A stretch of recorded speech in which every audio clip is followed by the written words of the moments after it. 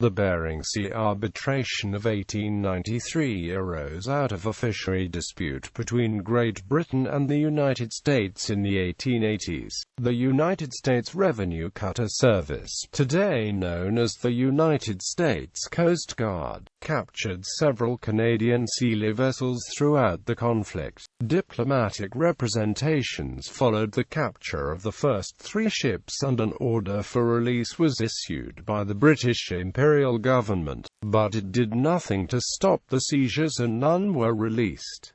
This led to the U.S. claiming exclusive jurisdiction over the sealing industry in the Bering Sea, and it led to negotiations outside of the courts. The award was given in favor of the British, however, and the Americans were denied exclusive jurisdiction. The British were awarded compensation for the damage that had been inflicted on the vessels, and the American sealing zone remained as it was prior to the conflict. Origins. In 1867 the United States government purchased from Russia all her territorial rights in Alaska and the adjacent islands. The boundary between the two countries was a line drawn from the middle of Bering Strait southwest to a point midway between the Aleutian and Komandorski Islands, dividing the Bering Sea into 2 parts, the larger being on the American side. This portion included the Pribilof Islands, the principal breeding grounds of the seals in those seas. By acts of Congress passed between 1868 and 1873, the killing of seals was prohibited on the Pribilof Islands and in the waters adjacent thereto, except upon certain specified conditions. This created a large swathe of friction between the executive and legislative branches of the U.S. government, with the presidential veto employed by Ulysses S. Grant on 2 notable occasions. No definition of the meaning of the words "waters adjacent" was given in the act. In 1870 the exclusive rights of killing seals on these islands was leased by the United States to the Alaska Commercial Company, on conditions limiting the numbers to be taken annually, and otherwise providing for the protection. As early as 1872, the operations of foreign sealers attracted the attention of the United States' government, but any precautions then taken seem to have been directed against the capture of seals on the way through the passages between the Aleutian Islands, and no claim to jurisdiction beyond the 3-mile limit appears to have been made. On March 12, 1881, the acting United States Secretary of the Treasury, in answer to a letter asking for an interpretation of the words "waters adjacent thereto" in the Acts of 1868 and 1873, stated that all the waters east of the boundary line were considered to be within the waters of Alaska Territory. In March 1886 this letter was communicated to the San Francisco Customs by Daniel Manning, U.S. Secretary of the Treasury, for publication. Beginning in about 1886, it became the practice of certain Canadian vessels to intercept passing seals in the open ocean and shoot them in the water, often killing both male and female. The great drawback of pelagic sealing lies in the fact that nursing seal mothers wander far in search of food, while the males do not take food during the breeding season, but remain on the islands. Consequently, practically all the seals taken by pelagic sealers are nursing females, the death of which ordinarily results in the starvation of the pups. As a result of this practice, the real possibility of the destruction of the seal fisheries became apparent, together with industries valuable to both the United States and Great Britain. British involvement and escalation. In the summer of 1886, 3 British Columbian sealers, the Carolina, Onward, and Thornton, were captured by an American revenue cutter, the Corwin, 60 miles from land. They were condemned by the district judge because they had been sealing within the limits of Alaska Territory and owed a pro tanto obligation to respect the sovereign laws of the Territory of Alaska. Diplomatic representations followed and an order for release was issued, but in 1887, Further captures were made which were judicially supported on the same grounds. For that point the United States claimed exclusive jurisdiction over the sealing industry in the Bering Sea. It also contended that the protection of the fur seal was an international duty, and should be secured by international arrangement. The British imperial government repudiated the claim, but was willing to negotiate on the question of international regulation. Negotiations. Between 1887 and 1890, negotiations were carried out between Russia, Great Britain and the United States with a view to a joint convention, but the parties were unable to agree on basis for regulating sealing in the open seas, the pelagic zone. America had seal nurseries on the Pribilof Islands and Russia on the Komandorsky Group. Neither Britain nor the Dominion of Canada had land access to the Bering Sea seal breeding grounds.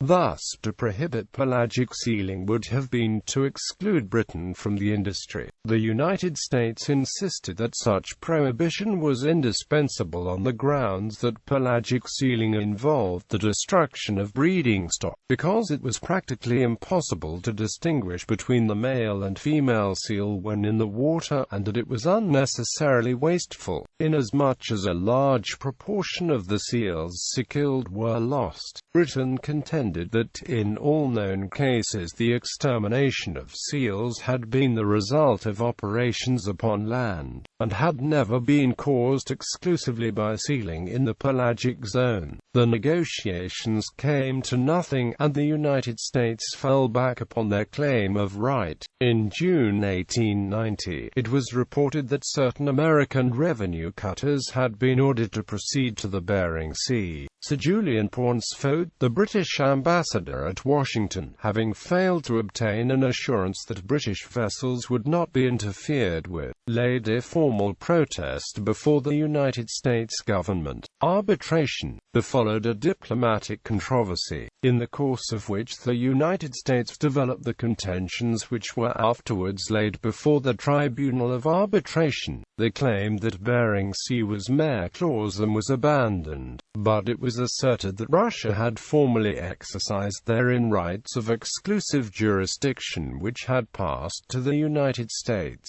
and they relied inter alia upon the ukasha of 1821, by which foreign vessels had been forbidden to approach within 100 Italian miles of the coasts of Russian America. It was pointed out by Great Britain that this ukasha had been the subject of protest both by Great Britain and the United States, and that by treaties similar in the terms made between Russia and each of the protesting powers, Russia had agreed that the subjects should not be troubled and molested in navigating or fishing in any part of the Pacific Ocean. The American answer was that the Pacific Ocean did not include the Bering Sea. They also claimed an interest in the fur seals, involving the right to protect them outside the 3-mile limit. In August 1890, Lord Salisbury proposed that the question at issue should be submitted to arbitration. This was ultimately assented to by the Secretary of State, James Gillespie Blaine, on the understanding that certain specific points, which he indicated, should be laid before the arbitrators. On February 29, 1892, a definitive treaty was signed at Washington, D.C. Each power was to name 2 arbitrators, and the President of the French Republic, the King of Italy, the King of Norway and Sweden were each to name 1. Terms of reference and arbitrators. The points submitted were what exclusive jurisdiction in the sea now known as Bering Sea, and what exclusive rights in the seal fisheries therein did Russia assert and exercise prior to and up to the time of the cession of Alaska to the United States. How far were her claims of jurisdiction as to the seal fisheries recognized and conceded by Great Britain? Was the body of water now known as Bering Sea included in the phrase Pacific Ocean as used in the Treaty of 1825 between Great Britain and Russia? And what rights, if any, in Bering Sea were held exclusive exclusively exercised by Russia after the said treaty. Did not all the rights of Russia as to jurisdiction and as to the seal fisheries in Bering Sea east of the water boundary, in the treaty between the United States and Russia of 30 March 1867, pass unimpaired to the United States under that treaty? Had the United States any and what right of protection over, or property in, the fur seals frequenting the islands of Bering Sea when such seals are found outside the 3-mile limit?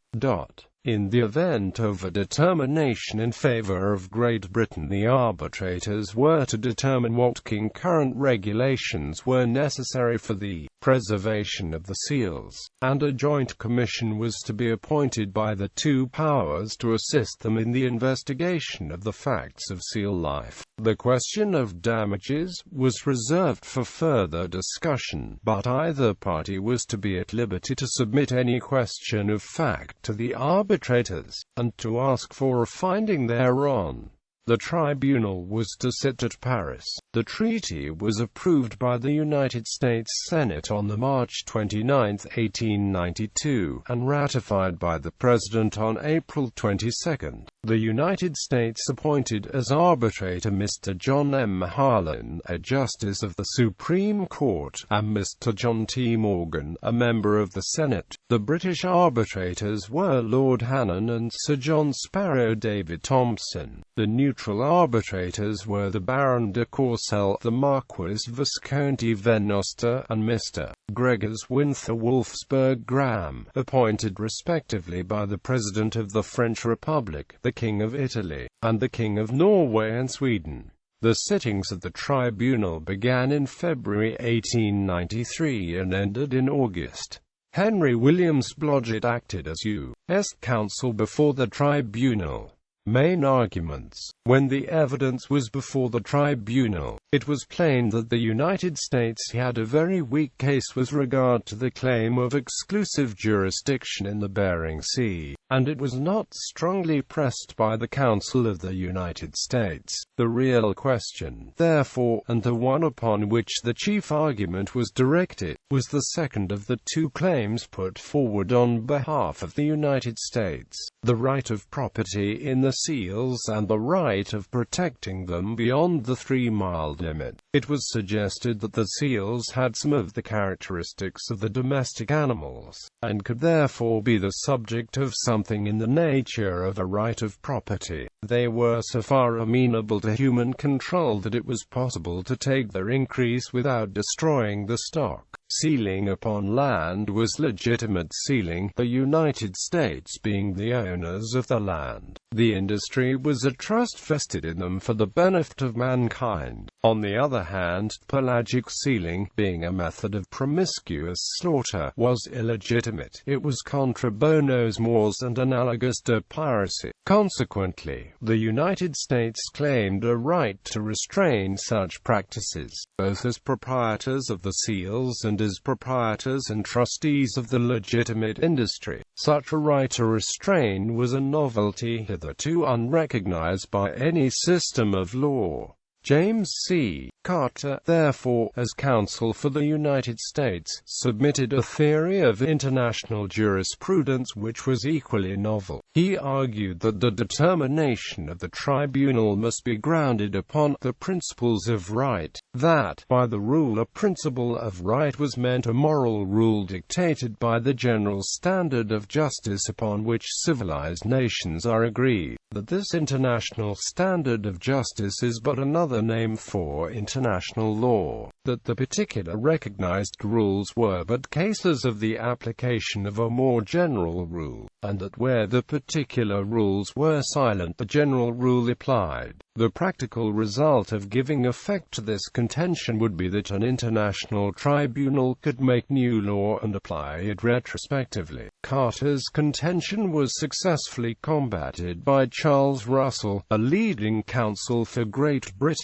Conclusion: the award, which was signed and published on 15 August 1893, was in favor of Great Britain on all points. The question of damages, which had been reserved was ultimately settled by a mixed commission appointed by the two powers in February 1896, the total amount awarded to the British sealers being $473,151.26, in excess of $10 million in present-day inflation-adjusted dollars, since the decision was in favor of Great Britain. In accordance with the arbitration treaty, the tribunal prescribed a series of regulations for preserving the seal heads which were to be binding upon and enforced by both powers. They limited pelagic sealing as to time, place, and manner by fixing a zone of 60 miles around the Pribilof Islands within which the seals were not to be molested at any time, and from May 1 to July 31 each year they were not to be pursued anywhere in Bering Sea. Only licensed sailing vessels were permitted to engage in fur sealing, and the use of firearms or explosives was prohibited. The regulations were to remain in force until abolished by mutual agreement, but were to be examined every 5 years with a view to modification. These regulations, however, failed of their object, because the mother seals did not feed within the protected area, but far outside of it. The mother seals were therefore taken by the pelagic sealer as before, and the young were left to starve. The largest catch in the history of pelagic sealing, that of 1894, was made in the first season of the operation of these very regulations designed to so limit and restrict pelagic sealing as to protect and preserve the head. A joint commission of scientists from Great Britain and the United States further considered the problem, and came to the conclusion that the pelagic sealing needed to be curtailed. However, further joint tribunals did not enact new legal restrictions, and then Japan also embarked upon pelagic sealing. Finally, the North Pacific Fur Seal Convention of 1911 severely curtailed the sealing industry.